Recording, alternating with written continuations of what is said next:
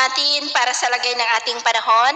ngayong umaga po ng November 7, 2023 na kung saan sa ngayon po ay malakas na ang bugso ng hanging amihan na umiihip po dito sa northern part ng Luzon. Ang shear line naman ay nag-i-extend hanggang dyan po sa may Bicol region at easterlies pa rin ang umiihip sa mas malaking bahagi po ng ating bansa at nananatili pa rin na may banta ng sama ng panahon dyan po sa silangan ng ating bansa.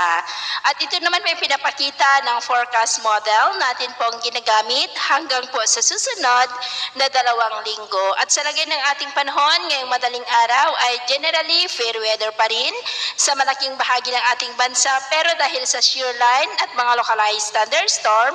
ay may mga isolated rains sa ilang bahagi po ng Central Luzon at Kabisayaan.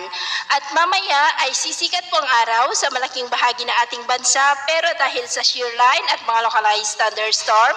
ay maulap po ang kalangitan with isolated rains sa ilang bahagi pa rin ng Southern Luzon at Kabisayaan, maging po dyan sa may Dinagat Island. At mamayang hapon, mas maraming lugar na dito sa ating bansa